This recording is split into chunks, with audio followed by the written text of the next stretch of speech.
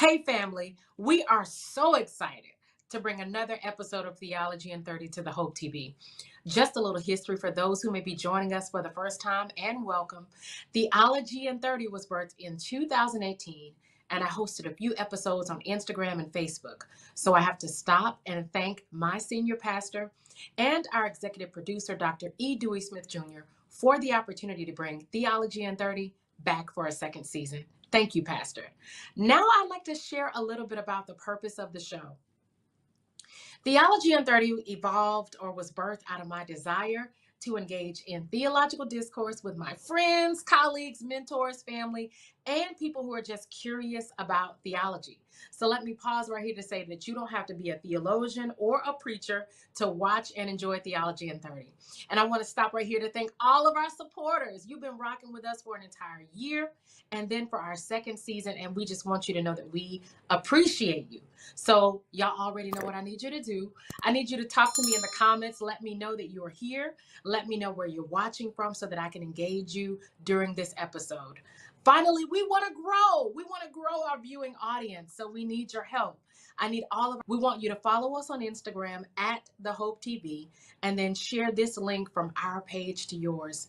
Thank you so very much. Now, during our last episode, we talked about rhetoric and preaching. Y'all remember? And our guest, Dr. Reginald Bell Jr., was just getting started when we had to end our episode. So I invited him back to continue our conversation. So during today's show, Dr. Bell is going to define for us the meaning of Black sacred rhetoric. Yes, we're going to rhetoric today. And so I want to share a brief introduction of who our guest is, Dr. Bell. I want to share a brief introduction about him for those who were not here last week, who did not hear me introduce him the first time. He is the Reverend Dr. Reginald Bell Jr.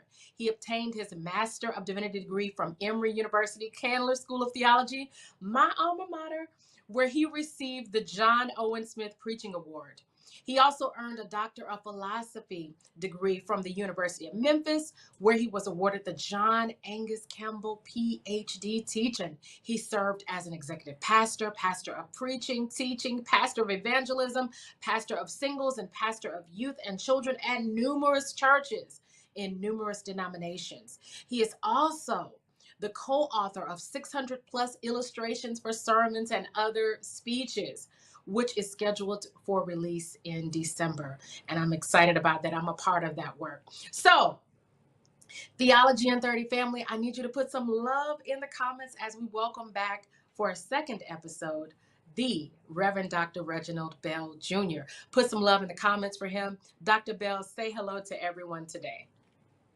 Thank you. Thank you all for the love that you are showing. Also, Pastor Jen, thank you very much for this opportunity. I thank you for your ministry. As I said last week, I've known you for over, I believe, 16 years. And, last week we had an opportunity to talk when we finished recording, and we just, talked about how one of the reasons you're so awesome is because of your parents. So thank you very much for your ministry. Thank you for embracing your community and the way they reared you. Just thank you for being an amazing person. I also want to thank Jeff for this opportunity and for his vision. And I'm so glad that you came back. We are so honored to have you. And when we ended last week, you remember when we were off camera, when we ended last week, we were discussing some of the characteristics of sacred rhetoric. So let's pick back up there. Talk to me about the characteristics of sacred rhetoric, if you can. Ernesto Grassi gives us a definition of rhetoric as sacred language. And then we're going to look at some of the work of a communication scholar named Malif Asante. But in terms of the first characteristic of sacred rhetoric, it says that it has a purely revealing character, not a demonstrative or proving function. It does not arise out of a process of inference, but authoritatively proclaims the truth. Now, here's one of the ways to understand that first characteristic that I just read, the definition of the first definition that I just read, and also some of the research I'm doing. And I think this will help you to sort of think through how you construct and when you're producing your sermons, how you construct your sermons. So Yes. here's a concept: second persona. Second Come persona. on. Okay. Come All on with right. the persona. Audience construction. Second persona. Second persona comes from a rhetorician by the name of Edwin Black, and he wrote an Yes. article about this notion of second persona. Now, that definition I read, that definition that I just read, it talks about how it has a purely revealing character, not a demonstrative or proving function. So when you think about Joel Osteen, so my dissertation was about Joel Osteen. I mentioned in the last episode that again he was the topic of my dissertation, and so in studying his second persona, here's what you should think of when you think of second persona. Think of a parent having a child. Now, if you want to understand who a parent is, look at the child. Look Okay. at the thing or the being or the material that a parent spends time with a child.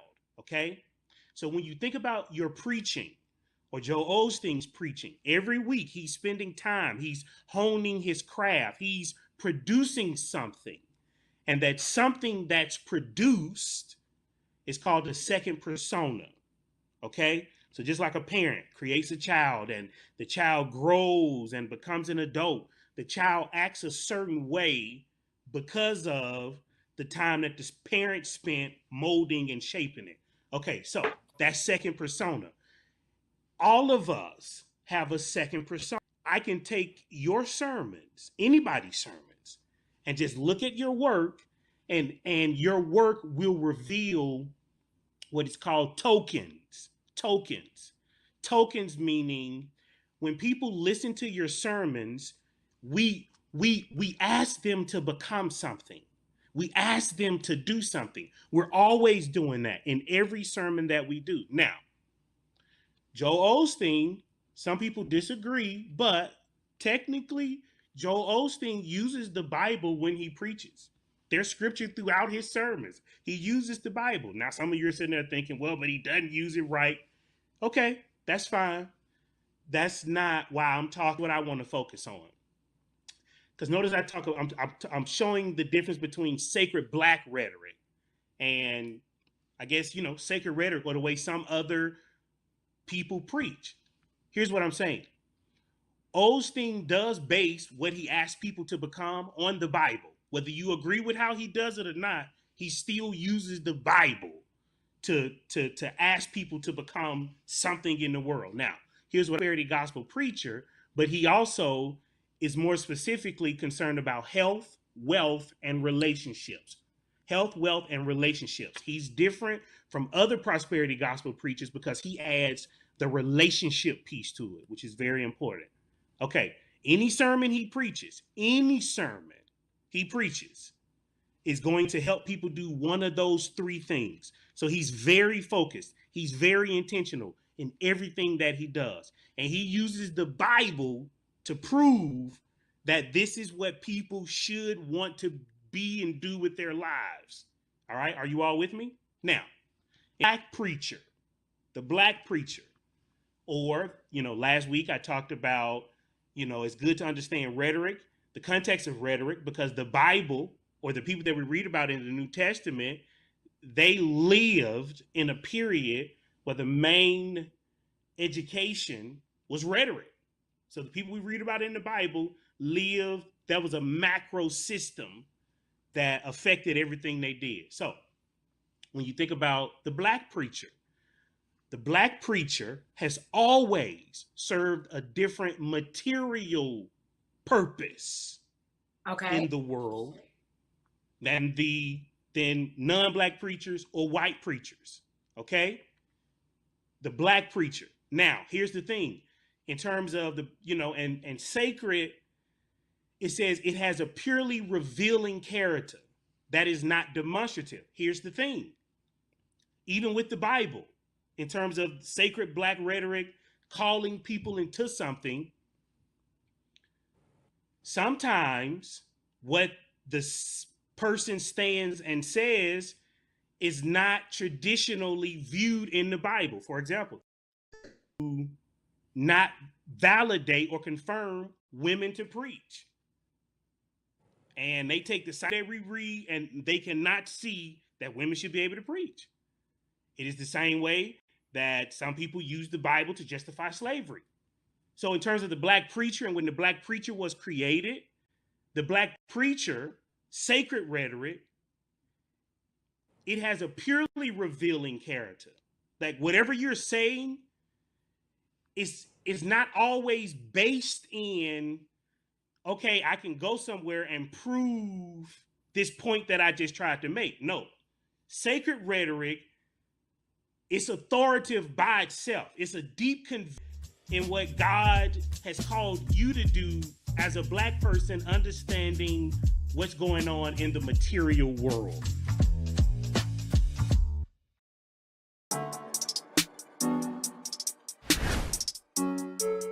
How did this happen so fast? We talked about so many things, got a lot of different perspectives. Although I am very much so would like to be married, I am not rushing it. I did see a post and it was like, you're so concerned about Sierra's prayer that you don't even pray over your food. What? Remember to pray over your food. You know what I'm saying? Like, pray for yourself.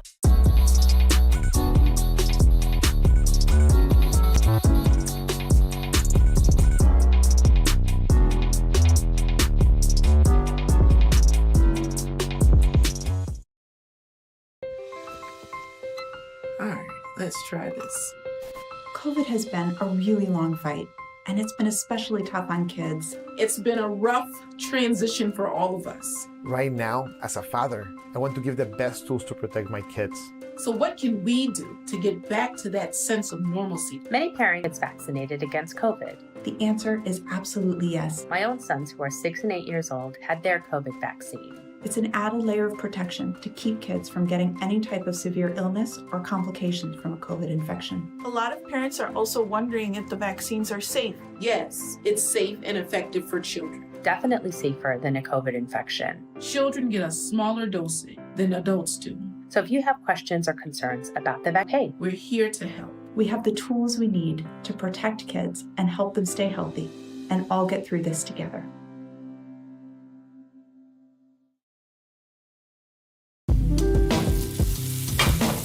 We're back on our Thanksgiving installation.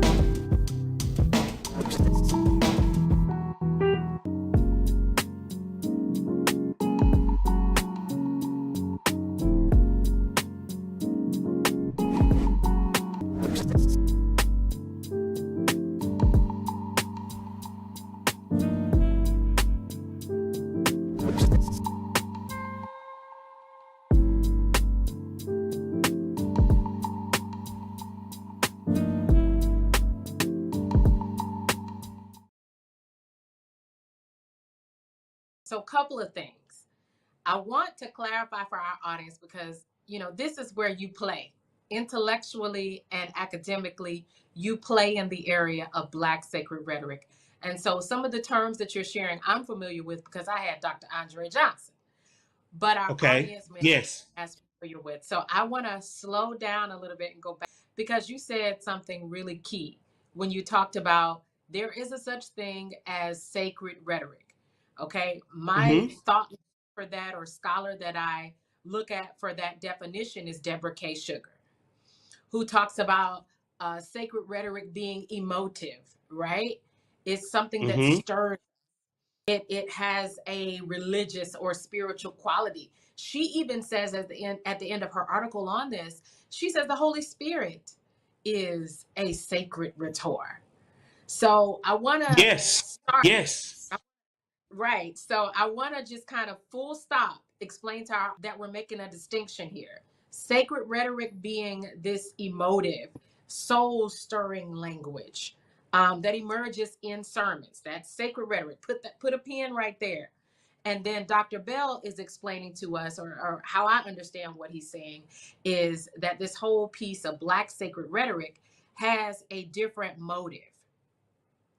It has a different, it is religious, while it is spiritually led, while it is soul stirring. What I hear you saying is it concerns itself with the Black story. It concerns itself with the rhetorical exigencies which emerge in the Black experience. Am I understanding you correctly? Because I want to make sure the Yes, audience. ma'am, you are. Yes, ma'am, Okay. you are. And you, I'm sorry. Oh, no, I'm just trying to be a good student here. So I'm giving you And back what you gave us. So then I want to move to something because we won't have that much time. We don't have that much time. I want to move to something you said off camera. You said Joel Osteen can be considered a sacred rhetor, or he may use sacred rhetoric. But Dr. Dewey Smith Jr., my pastor, he does Black sacred rhetoric, or as you said, sacred Black rhetoric. I like the way you put the Black in the middle. So talk to us about what makes Dr. E. Dewey Smith a Black sacred rhetor.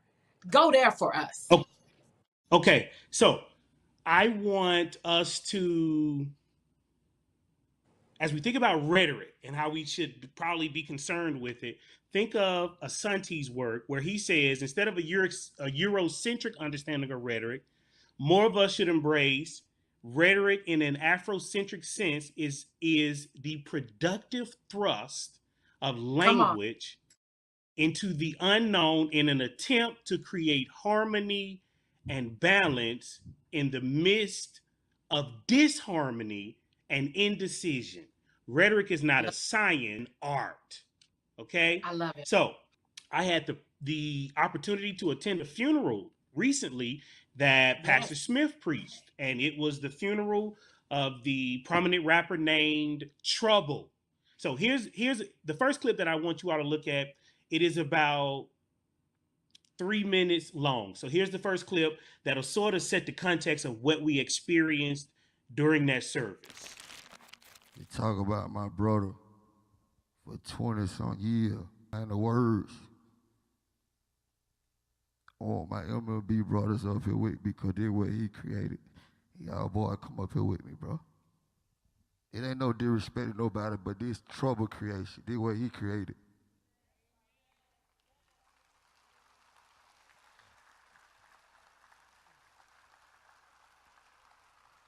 I tried to write shit down. I tried to do everything in the world to find the words, but I just couldn't find the words because this was a real special guy, man.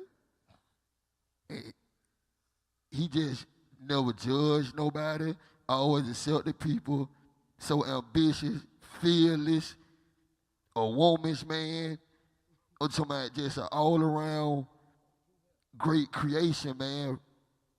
And we always used to talk about not leaving the earth, man. We never planned this. We used to always talk about, bro, how we gonna make it out. You see what I'm saying? And this guy right here, man, he brought all us together, bro. I'm talking about millions different of personalities, but everything was real and genuine with you, man. And today, bro, I just really want to give you your flower, bro. I can't make no speech, but bro, I want to tell you, bro, we love you so much, bro. And I appreciate you, bro. Your brother, man, back in I gave him the name Dude. And ever since then, you know, I ain't called him Trouble in 15, 20 years. I always call him Dude. You see what I'm saying? And he just always been there for me. I always made sure, man, Scale, come on, bro. Scale, come on, bro. Scale, come on, bro. Whatever he made sure people who really loved him, he made sure they was in whatever he doing, man. He gonna not stand in front of you, he gonna stand beside you. You see what I'm saying? And I want to tell you, bro, from the bottom of my heart, man, your whole MLB family right here with you right now, bro. We love you, bro. We'll never forget you, bro, and your name will forever ring on. We ain't got no hand dog in here right now, bro, but we gonna hold our hands up right now, bro, and we gonna take that toe, bro. Good health, longevity, and big old bag. Thug life. Thug life, man. Love you, brother.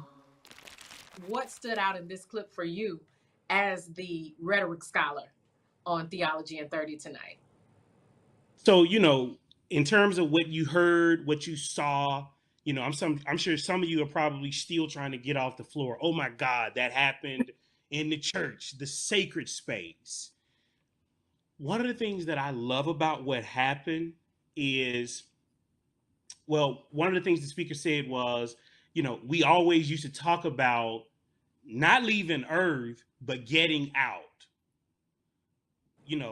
And that's the same way it is with most of us. Most of us, as we dream about the future, all of us, and truth be told, many of us go to church hoping to get some instruction on how to move forward in the future. We aren't necessarily talking about on a daily basis when I die. No, we're all talking about in some shape, form, or fashion how to get out. What I appreciate about what we saw, use, different language at times, and they have different practices. We're all the same people. We all have the same goal, but we talk about it in a different way. At the end of the day, all of us are trying to survive.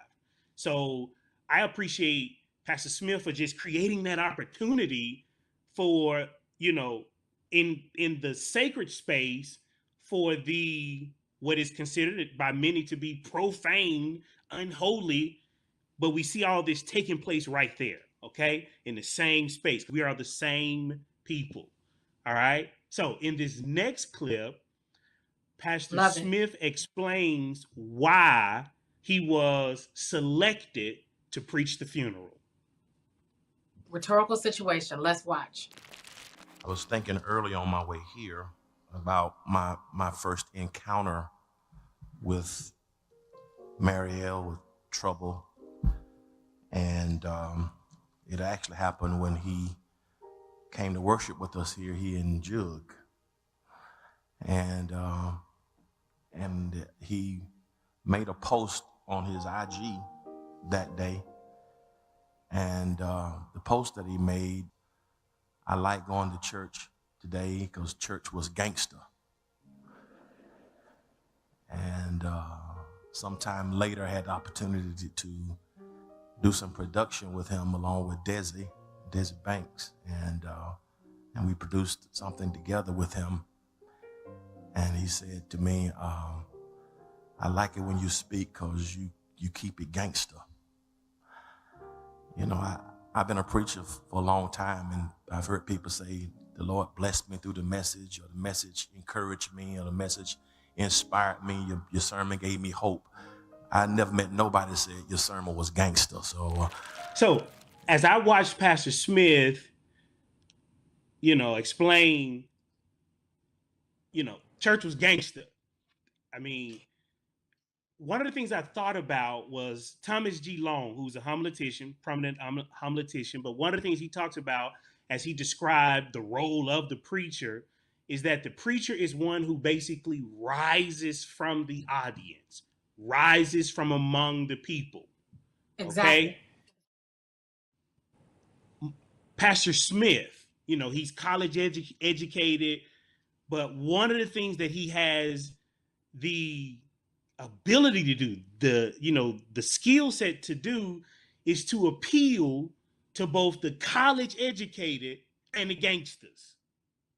Every now and then, if we are being responsible preachers, we should try to figure out what the streets are saying about us. Okay, yeah, you got the talented 10th, college educated. Okay, that's one group. But what about the people the gangsters, or the people who didn't go to college, or people who never went to school? What do they have to say about you? Okay? But I just love the fact that Pastor Smith, he's representing all the people. Today, we're talking about caregiving and self-care. My heart goes out to caregivers. When she was caregiving for her mom, she didn't take care of herself. And unfortunately, a year after I met her, she died because she didn't have the same type of care that she provided her mom and that she showed me how to provide to my father. You have to take care of yourself. You know, I heard someone say that caring for someone who once cared for you is one of the highest honors you can give. I love that. I think about my parents and they raised me, like you said, and now we help them.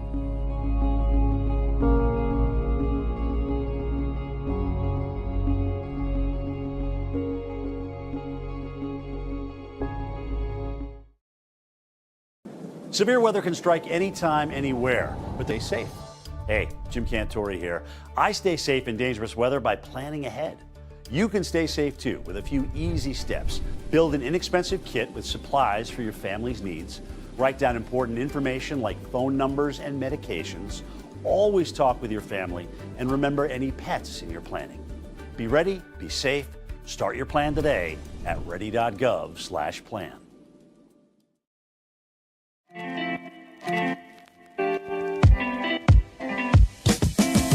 Welcome to the edition of Cooking with Flavor KL. Today, we're going to make a blueberry delight. So we're going to have a pecan and graham cracker crust, bottom of pie crust. We're going to have some Cool Whip and cream cheese filling, and then we'll have that blueberry pie filling on the top.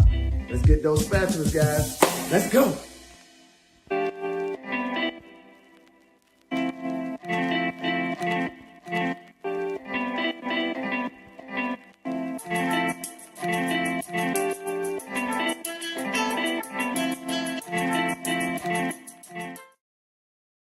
In this next clip, is only about 20 seconds. This next clip is only about 20 seconds. Here it is. I want to talk for a few minutes from this thought. You can't kill trouble. You can't kill trouble. It all started in the Garden of Eden in the heart of Africa.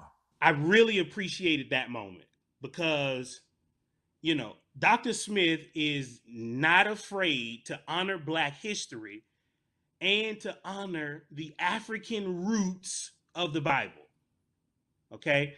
I have heard several preachers make arguments against the validity of such groups as the Hebrew Israelites. They are very popular in Birmingham now, as they are in many metropolitan cities. One of the reasons they appeal to Black people, or many Black people, is because they aren't ashamed to talk about the African roots of the Bible. And so because they embrace talking about the African roots of the Bible, it demonstrates continuity between, you know, the people in the Bible and us today. Pastor Smith does that. That's why people such as Trouble feel comfortable around a place like the House of Hope, because they know that the House of Hope, Pastor Smith, are not ashamed of their Blackness.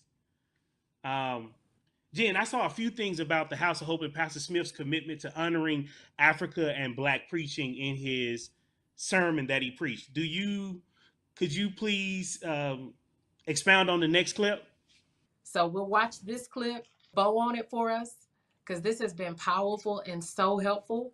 Pastor Smith, you know, everybody understood the elephant in the room, which is that Trouble was killed while he was at the home of a woman who, you know, her ex-boyfriend found out about it, and that's how he was killed. Cain killed Abel because he's filled with envy and jealousy. Yeah, envy and jealousy. When he saw the respect that Abel's offering got from God, he got so enraged, so angry, that what he did, he saw how the Most High responded to Abel. And Cain got so mad that he killed his brother. And I had to ask the question, for what?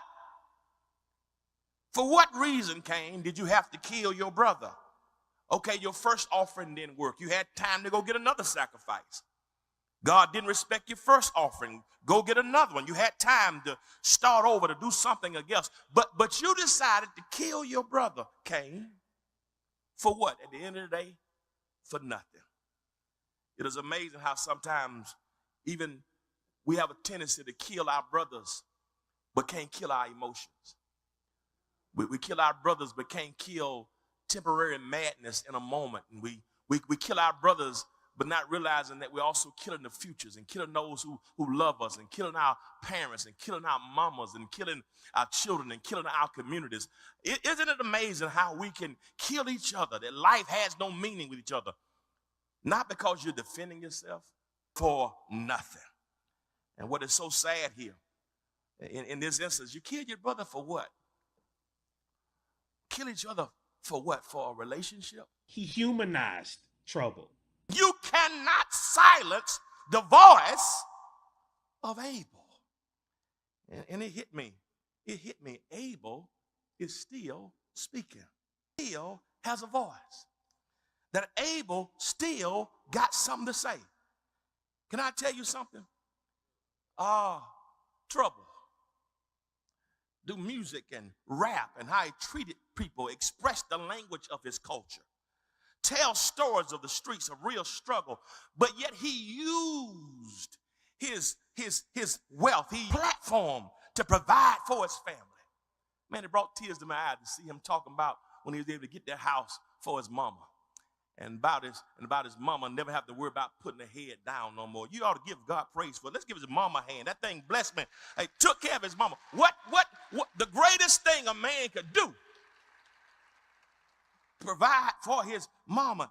And not only that, his music helped him provide for his family. He got along with people, wanted to put a smile on people's faces.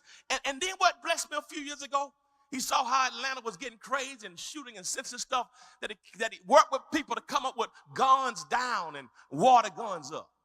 And I chuckled when I saw him talk about going to the club where girls wore tight clothes, and he wanted to spread some water and put water on their head to have fun, because his whole desire was, how do we stop the senseless killings and sponsor something? And 800 people showed up with a 2 or 3 day notice. You know why? Because his voice was still speaking. He was trying to say, this ain't the Atlanta I know. Things are going crazy. People are moving here and doing all kinds of crazy things. He used his platform to make a difference. Now, I want to say to all of us, when God has blessed you and given you platform or means, it's not just for you. What would you do with your platform? Whether you're in rap, music, sports, entertainment, law, education, would you do something with your platform to make it better? He was about trying to make it better. As a matter of fact, just 10 days before his death, on May 25th, after several recent mass shootings in Buffalo and in Texas, here's what he posted on Instagram. 29 innocent victims in 7 days. 19 children and 10 OGs gunned down for nothing.